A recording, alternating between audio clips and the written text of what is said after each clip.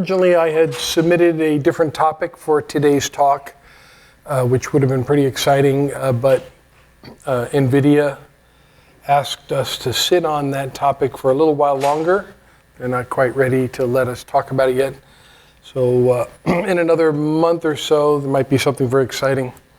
That's some very high-end I/O performance to GPUs that I can't talk about today. But in the meantime, we're already doing some pretty amazing I/O performance with GPUs that I will be talking about today. So the title of the talk is I/O for GPU accelerated machine learning. It's really something where we accelerate the I/O to any GPU accelerated workload, but the example that I'll be using is machine learning. So some of the data access challenges that are in the way, that are impeding the machine learning researchers community is around their ability to feed the GPUs. They talk about an I/O starvation problem, whether they're just putting these V100 GPUs into their compute servers, or whether they're investing in the dedicated monster DGX1, DGX2 machines that you can buy from NVIDIA. Either way, there are huge quantities of data available to them.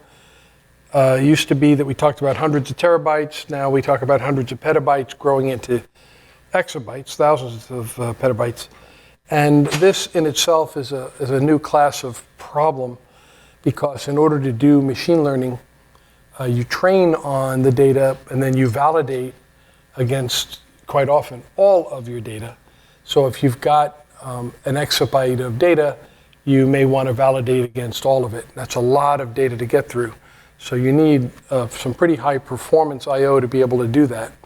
And the GPUs can chew through a lot of data very quickly, but you need an I/O infrastructure that can keep up with their I/O appetite. Now, when you have many petabytes of data scaling out to the hundreds of petabytes and into the exabytes, it's natural for the IT architects to immediately think that they're going to just build it out with object storage. And scaling capacity with object storage is not an unreasonable thing to do, but the performance is generally lacking unless you're doing kind of sequential access to large objects. So historically, many of the applications, and indeed many of the newer applications that are being written, are not written to be natively to be native for object storage. They're actually written for file storage, POSIX API. So the cloud native apps are fine, but they're not necessarily the apps that the machine learning research community are using. So here they have these hundreds of petabytes of data, but their applications want file. And the challenge is extremely high rates of I/O, which the object storage would struggle to meet. And for that matter, many of the I/O objects or files are small, not large, where object storage could do its best performance anyway. And then when you look at some of the file system alternatives that are well understood and to some extent prevalent in the marketplace, you'll find that while they might be able to meet some of the performance objectives in general, they often have metadata bottlenecks, particularly for very, very large numbers of files, especially if you want to put large numbers of files into each directory. Now you could say, well, just don't do that. Have some best practices advisory telling these customers, telling these research organizations, try to keep it down to, under 50,000 files per directory, or, definitely under 100,000 files per directory, if you can handle that. And that's, very reasonable advice perhaps, but when you have millions, or in the case of some of the customer environments that we go into at WekaIO, where they have billions of files, and more of them pouring in by the hour, 24/7, it becomes a full-time job, even scripting and all the intelligence you can throw at it to try to, constantly reorganize your files simply so you don't break your file system. I mean, that's unfortunate, but it is kind of the situation they're often stuck with, because they don't want to put too many files in the directories, because that would kill the performance and make the file systems unstable. So that's another problem that they have. And then lastly, and one of the things I really want to focus on today, is these file systems are often capable of great performance, but not necessarily to an individual mount point, right? Maybe just aggregate performance over a large number of users. But the GPU accelerated AI machine learning environments, particularly for training and validation, are not so much compute bound. There are applications that are compute bound, but this particular segment is I/O bound. We see this over and over again. And that I/O constraint, combined with all these other factors that I've just been listing, is kind of a perfect storm, which is really, in many cases, holding everything up. And it's a big problem. So here's an actual real-life example that I like to start with, because it kind of gives you a sense of the magnitude of the challenge and the opportunity. This, ironically, we are now installing our file system at a lot of autonomous vehicle software development environments, some of which belong to car manufacturers, some of which are third parties developing the software to license to the car manufacturers, but very few of them, in fact exactly one, will allow us to refer to them by name, and that's a Chinese company called Too Simple. All the others, their legal departments won't let us mention their names, so that includes this one, which is why on this slide it's referred to as an actual AI machine learning customer site, and says what they do, but it doesn't say who they are. In any case, they have hundreds of petabytes of data, most of which they keep in a flash layer. In fact, they've recently made a decision that they're going to keep 100% of it in flash, because as I said in passing a few moments ago, even though they often train on a subset of it, they do validation against all of it to make sure when they do their testing that whatever their latest generation of self-driving vehicle software is doing, that it is capable of handling every situation, every different kind of road or driving circumstance, all the different traffic conditions, weather conditions, everything that they've ever collected from every data source is something that they can test against. And that's in this huge body of data that they have. And they need to get through that validation as quickly as possible. So what were they doing before they met us? Well, they had tested with every different kind of repository for their data that you could think of, everything out there in the industry. And none of it gave them acceptable performance. So they had reached a point where in this compute cluster that they had built, which I think at that point in time it was about 80 compute servers, now it's well over 100. But for this, this exact example, with about 80 compute servers, each one of which had at least 4 GPUs, some of which had 8 GPUs, they would be running their training and then validation steps by copying the data onto the local flash media on every one of those compute servers, because that was the only way for the GPUs not to be stuck in an I/O wait state. In other words, they had tested everything they could find, nothing could keep up. Even though they had 100 gigabit InfiniBand installed, it wasn't a network bottleneck, it was simply a shared file system bottleneck. They just couldn't find anything that could meet that demand. So they were copying the data, putting it onto the local NVMe flash on every one of those devices, and they had gotten their whole entire training and validation cycle, which they call an epoch, down to 2 weeks, 14 days. And they felt like that was fantastic, because it was much better than anything else they had ever done before. And then they installed our file system, which is a shared file system managing a cluster where every node in the cluster has its own local flash resources, and running across the network to our cluster. They took it from 2 weeks down to 4 hours. Sped things up by a factor of 80. So that's what I'm going to be talking about today. So what happened? Well, previously, as I just explained, they've been copying it to local flash, and that did seem fast. But then you have to step back and realize that it's fast while you're doing it, but then there are these intervals when you're not doing anything, because there's wall clock time while you're refreshing the data local to the flash. And you can try to be processing while you're doing that, but it gets complicated, right?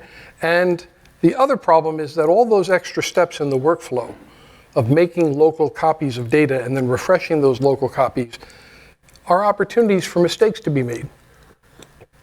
It could be a simple mistake. It doesn't have to be tragic, like data gets lost or damaged. It could simply be that you thought you tested against all of your files, all of your data examples that you wanted your autonomous vehicle software to experience, but maybe you didn't.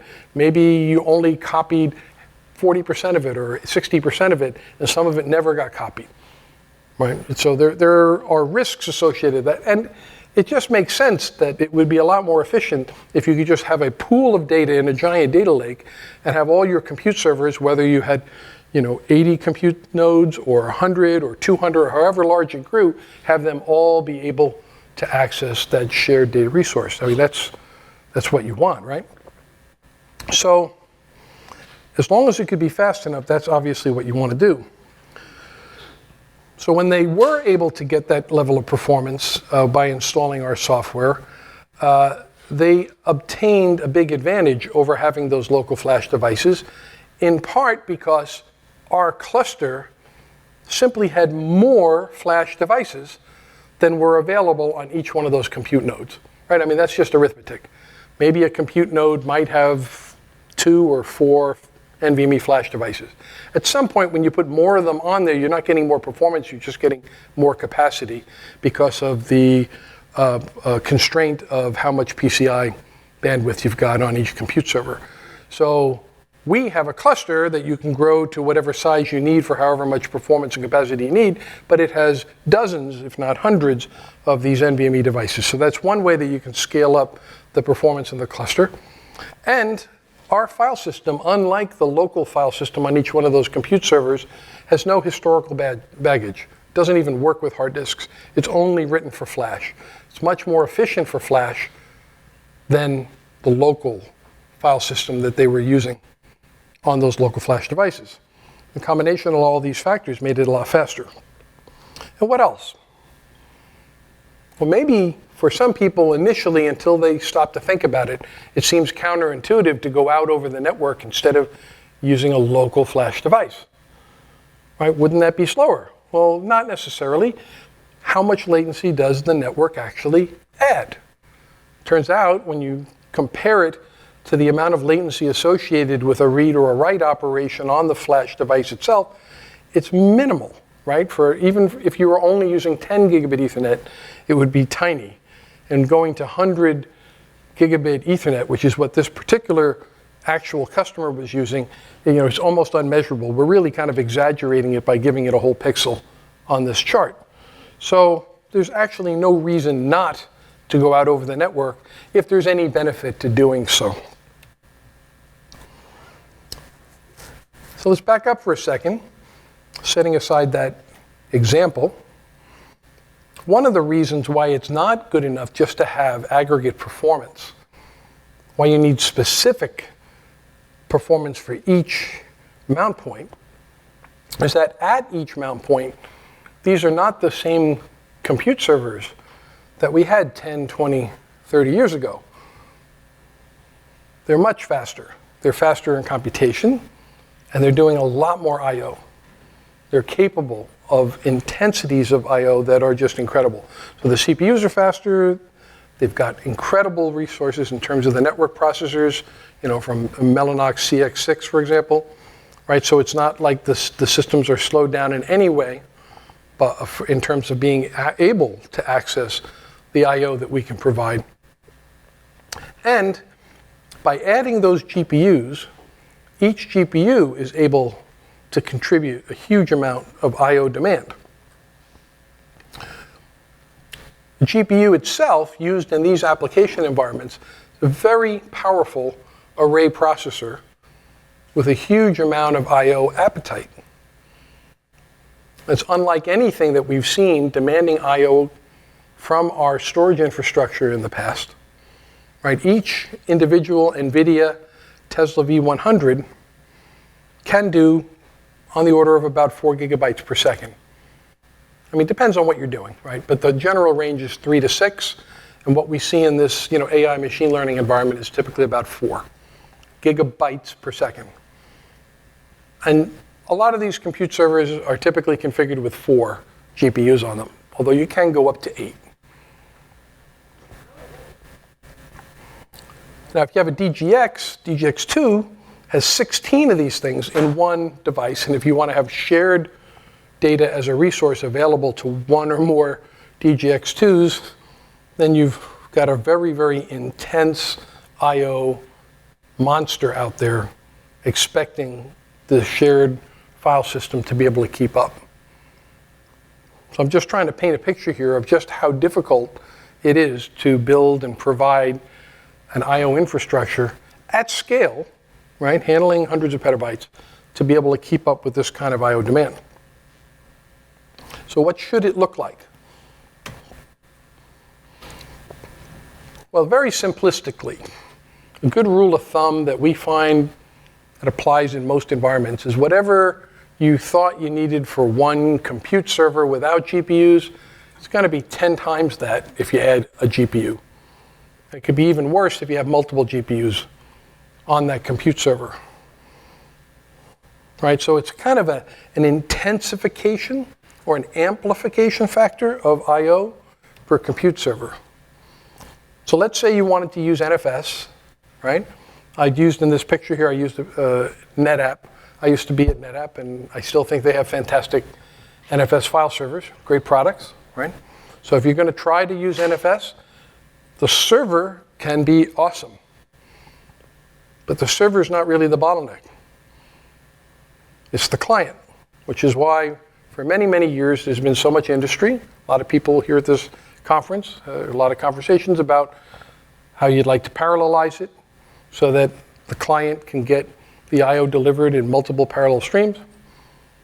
And unfortunately, the client development just hasn't delivered, right? There are a couple of NFS version 4.2 examples out there that are functionally complete, but just not capable of coming through in terms of performance. So without effective parallel NFS actually working in production, we're still locked into what a single-threaded NFS client can do, which is about 1 to 1.5 gigabytes per second, depending on which client it is, which used to seem like a lot, right? But now in the era where it's very affordable and reasonable to use 100 gigabit Ethernet or InfiniBand, that's not a lot anymore, especially if you've got GPUs where each GPU wants 3 to 6 gigabytes per second. And in this example that I've been talking about today with AI machine learning, the 4 gigabytes per second is a good rule of thumb. So if you need 4 and you're only able to get 1 to 1.5 through the client, then NFS is just not going to work, even if it has many other desirable virtues, which drives many of the community of people doing AI machine learning to adopt whether it's Lustre, GBFS, one of the flavors of GBFS, Panasys, and those actually have very many merits as well, especially in terms of the aggregate performance of the total file system, and you can scale it up and you can make it affordable depending on how you deploy it, and that's great, especially for sequential access to larger files. But if you go back to what I was saying earlier about needing to handle huge numbers of files, which is how you end up with those hundreds of petabytes, this is a real problem for these systems in terms of metadata. I mean, they've done a lot to improve the way they handle metadata, but this is still a stress point in this very extreme use case. And we could talk about whether the typical customer really wants to deal with the complexity of getting it right in the first place and then living with it on a day-to-day basis. These systems are pretty complicated, and at WekaIO we like to make a case for being simple. Simplicity is a good way to avoid errors and downtime and other problems. So when we're deployed, one of the ways we got to that 80x speed up with that one unnamed customer is that for a single mount point, we can deliver the full available bandwidth of whatever the network link is capable of, which nowadays is, in most production environments could be 100 gigabit, but we've actually also shown that we can do it on 200 gigabit InfiniBand, which is not quite shipping yet commercially, but almost. And we do that again because we're designed only for flash, not hard disk. Our distributed parallel file system implements its own NVMe fabric. So without spending a whole lot of time explaining how wonderful our product is, I'll just tell you that we've done our own equivalent of an NVMe fabric. So from the block level all the way through the file system is our own stack, it's our own code. So as low latency and fast as a flash, as a block level flash product might be, Accelero or something like that, we're like that, except we also include the POSIX API file system as well. And then to give you another perspective on it, the ResNet 50 benchmark is the industry standard way of evaluating a file system's performance. Yeah, I mean, you can test object store with it as well, but for AI machine learning. And this is, in this one chart here, just for simplicity, just shows 3 results, right? And one result is what you get with the best possible well-tuned NFS, server situation to that single mount point. And then you can see why it was so much better to make a local copy, right? The local copy in the middle was, roughly 3 times better than the best case with NFS. And then we're the big, tall green bar. And that's just with this benchmark. Now with DGX, we did this testing in a lab. Actually, there were multiple other vendors there participating, but NVIDIA has a number of different policies. One policy is that they won't let you in an environment that they're involved in, they prohibit you from showing competitive results. So we can't, on anything we publish or share publicly, show what our results were and what another vendor's results were. So in the same lab, we were also testing side by side with NetApp and Pure and a few others. So we'll just talk about ours, and then I'll just make passing mention of the fact that everybody was able to do one DGX1. We could say that we had lower latency or whatever, but it was, it was all usable, right? 2 of them turned out to be a bit of a challenge for some of the others. They could make an argument that they were, maybe good enough, maybe not, it depended on which other vendors you were looking at. But we had perfect linearity, and nobody else did. 3, there were only 2 other vendors who even bothered, and they both fell off pretty significantly. Nobody else even wanted to try 4. And in the lab, we just kept going. And we're showing exact linear scaling all the way out to 9. We stopped at 9 because that's all that NVIDIA had in the lab. They didn't think anybody would get that far. It's like, oh, wow, all right, great. And so they invited us back, and I don't have it with me today, but we have completed testing, very similar environment, but with us, with DGX2. So we'll have that to publicly share very soon. And the point of this one isn't just that we can do a lot of I/O.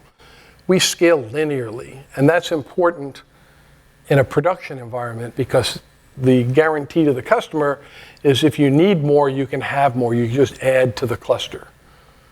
And our system load balances in the background to add the new resources in and smooth things out with, at a lower priority, blah, blah, blah. But you need that in an environment. You can't be lumpy. You can't, be fast at first and then slow down as it grows, because that just creates problems in the long run. And you also need to be able to grow with the larger body of data and the larger compute cluster as the compute cluster grows. And this is a good way to be able to forward plan, right? If you start out and you have enough for, let's say, 2, but you think you're going to grow to 4 or 6 or 8, it doesn't matter how big you think you're going to grow. You have to know that you've got, the right tools to be able to, handle however the load's going to be. So that was, all I prepared to bring today because I wanted to leave some time for questions. Hopefully we have a few. I think we got about 9 minutes. Yes, sir.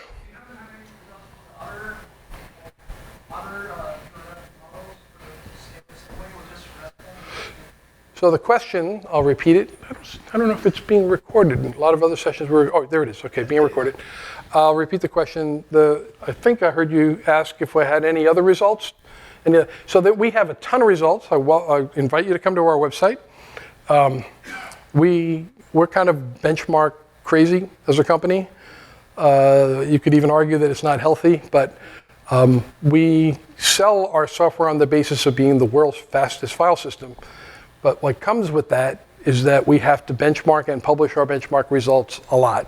So we have all kinds of benchmark results. So I invite you to take a look. But what you see again and again and again is that kind of stuff where, linear scaling and incredibly low latency and tons of throughput and so on. I mean, I didn't put it into this because it wasn't specific to this topic. Yeah. Yes, sir. What would a cluster of WekaIO nodes look like for 1 DGX? Okay, so the question was, what would a cluster of WekaIO nodes look like for 1 DGX? Yeah. So the 2 dimensions are performance and capacity. So you'd have to configure it for however much storage you need, right? We do have another thing I didn't even talk about, which is the ability to tier into an object store, which you can overflow your capacity if you want to buy some cheaper storage or just use some cheaper storage you already have. But assuming you want it all in flash, because with machine learning, you have to do your validation against all of it. That's one reason you would scale, is to a certain number of nodes with a certain amount of capacity. But in terms of just to have enough performance, for DGX1, the smallest cluster we can build with our architecture is 6. And there are reasons why I wouldn't recommend 6, I would recommend 8. And that has mostly to do with the way we're fault tolerant. So if you lose a couple of nodes, and you start out with 8 and you still have 6, you're still golden, right? So I usually recommend 8 as a minimum. You actually wouldn't even need all 6 or all 8 to keep busy, to keep a DGX1 busy, but that happens to be the smallest that we support. And the nodes themselves are they're all industry standard hardware, right? The vendors who make the hardware don't like the word commodity, but industry standard x86 style servers. And we're often asked, like, what kind? We have reference architectures documented on our website from HPE, Supermicro, Dell, and all the usual suspects. But to give you a sense of it, it's usually in the gold category, right, in terms of number of cores. So it's not so much about how fast they are in clock cycle. It's more about how many cores they are, because our software locks down a number of cores and then runs in user space outside the kernel, so that there are no kernel interrupts, and that's how we keep our latency very low. So, but a 100 million node probably needs 16 GPU. So I didn't quite hear everything you said. So the DGX you said was 16 GPU. So DGX2 is a bit more demanding because there are 16 V100s in it, and for that I would probably go with a maybe 12 node cluster, just because it is a much more demanding workload. Maybe even 16, 12 to 16, depends on, other configuration parameters. Yeah, DGX2 is quite a beast. I'm not even 100% sure anyone else other than us can keep up with DGX2. Maybe they can, but it'd be hard. And we just tested with a whole pile of them in the lab. I can't wait till we can publish it.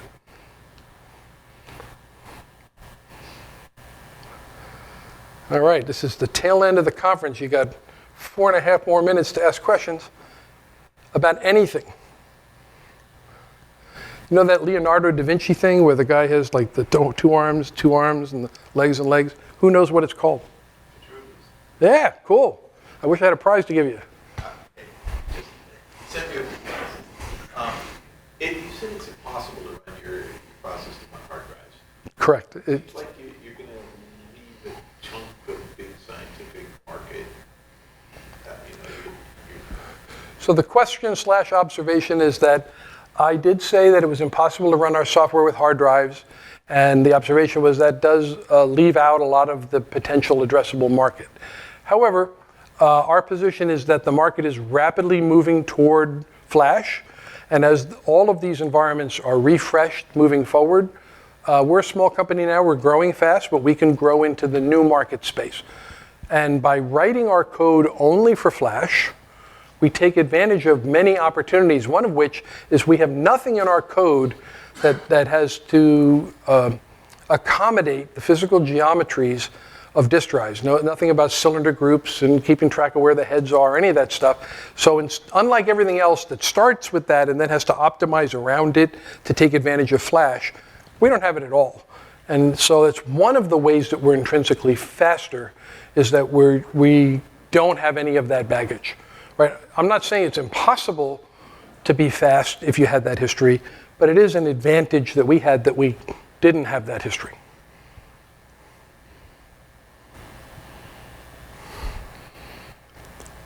All right, it's the end of the school day. I'll let you kids off early.